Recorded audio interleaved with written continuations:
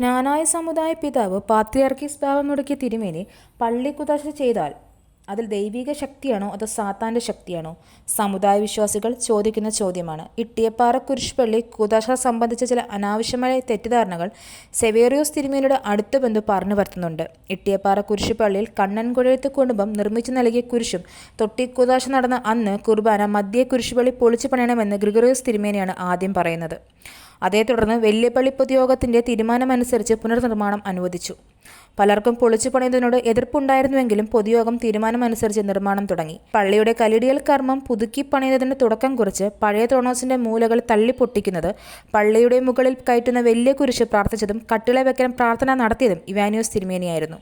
നിർമ്മാണം നടക്കുന്ന വേളയിൽ അനേകം പ്രാവശ്യം ഇവാനിയോസ് തിരുമേനി സന്ദർശിച്ചു ആവശ്യമായ നിർദ്ദേശങ്ങളും കുറവുകൾ ഉണ്ടെങ്കിൽ അത് പരിഹരിക്കുവാൻ വേണ്ട ഉപദേശങ്ങളും നൽകി. പണി തീർന്നപ്പോൾ കൂതാശ സംബന്ധിച്ച എല്ലാ ക്രമീകരണങ്ങളും കുളമട അച്ഛൻ പറഞ്ഞുകൊടുത്തതും ഇവാനിയോസ് തിരുമേനിയാണ്. എന്നാൽ കൂതാശ സംബന്ധിച്ച റാന്നി വലിയ പള്ളിയിൽ കമ്മിറ്റി കൂടിയപ്പോൾ സമുദായത്തിൽ ഇപ്പോഴുള്ള പ്രശ്നങ്ങൾ പരിഹരിക്കുന്നതുവരെ കുരിശുപള്ളിയുടെ മൂറോൻ കൂതാശ മാറ്റിവെക്കാമെന്നും അച്ഛന്മാർ താൽക്കാലിക കൂതാശ നടത്തി കുരിശുപള്ളിയിൽ വിശുദ്ധ കുർബാന ആരംഭിക്കാമെന്നും കുളമട അച്ഛൻ പറഞ്ഞപ്പോൾ കമ്മിറ്റി ഒന്നടങ്കം അതിനെ സ്വാഗതം ചെയ്തു. കുളമട അച്ഛൻ അതനുസരിച്ച് സേവ്യറോസ് തിരുമേനിയെ വിളിച്ചു പറഞ്ഞുവെങ്കിലും വൈദിക കൗൺസിൽ ആലോചിച്ച് പറയാമെന്നുള്ള മറുപടിയാണ് തിരുമേനിയിൽ നിന്ന് അച്ഛന് ലഭിച്ചത്.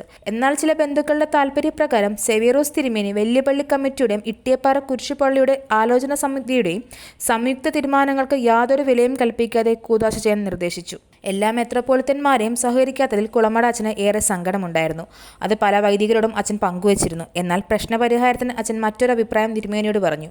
അതായത് ആദ്യ ദിവസം മേഖലാ മെത്രോപൊളിത്തന്മാർ കൂദാശയുടെ ഒന്നാം ഘട്ടം നിർവഹിക്കുകയും രണ്ടാം ദിവസം സെവേറോസ് തിരുമേനി കൂദാശയുടെ രണ്ടാം ഘട്ടവും വിശുദ്ധ കുർബാനയെ നിർവഹിച്ചാൽ പ്രശ്നം പരിഹരിക്കപ്പെടാമെന്ന നിർദ്ദേശമാണ് മുന്നോട്ട് വെച്ചത്. അതും സേവ്യറോസ് തിരുമേനി നിരസിച്ചു. മേഖല മെത്രോപൊളിത്തന്മാർ ഇല്ലാതെ ആ കൂദാശ നിർവഹിക്കപ്പെട്ടപ്പോൾ ആ പള്ളിയിലെ അനേകം പേർ റാന്നി വലിയ പള്ളിയിലെ കമ്മിറ്റിക്കാർ ഒഴികെ ആരും സംബന്ധിച്ചില്ല. മാത്രമല്ല സമീപത്തുള്ള യാക്കോബായ പള്ളികളിലെ വൈദികരും വിശ്വാസികളും പങ്കെടുത്തില്ല.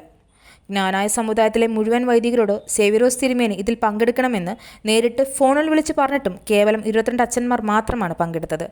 പാത്രിയാർക്കീസ് ബാവയോട് പല പ്രാവശ്യം അനുസരണക്കേട് കാട്ടി സസ്പെൻഷനിൽ ആയിരിക്കുന്ന സേവ്യറോസ് തിരുമേനിയോടുള്ള വൈദികരുടെയും വിശ്വാസികളുടെയും അതൃപ്തി വളരെ പ്രകടമായിരുന്നു. പാത്രിയാർക്കീസ് ബാവ സേവ്യറോസ് തിരുമേനിയെ പൗരോഹിത്യത്തിലെ എല്ലാ കാര്യങ്ങളിൽ നിന്നും വിടർത്തി നിർത്തിയപ്പോൾ സേവ്യറോസ് തിരുമേനി ചെയ്ത കൂദാശ ഇൻവാലിഡും അത് ചെയ്യിപ്പിക്കാൻ പ്രേരിപ്പിച്ച വൈദികരും കമ്മിറ്റിക്കാരും അക്ഷന്തവുമായ തെറ്റുമാണ് ചെയ്തിരിക്കുന്നത്. ക്ലിമിസ് തിരുമേനി കണ്ണിലെ കൃഷ്ണമണി പോലെ 52 വർഷം കാത്തു സൂക്ഷിച്ച ഈ സമുദായത്തെ സേവ്യറോസ് തിരുമേനിയും ബന്ധുക്കളും ചേർന്ന് നിരപരാധികളും നിഷ്കളങ്കരുമായ അസോസിയേഷൻ അംഗങ്ങളെയും വിശ്വാസ സമൂഹത്തെയും തെറ്റിദ്ധരിപ്പിച്ചു. വലിയ പൈതൃകവും പാരമ്പര്യവുമുള്ള ഈ കൊച്ചു സമുദായത്തെ നശിപ്പിക്കാനുള്ള കളമൊരുക്കുകയാണ്.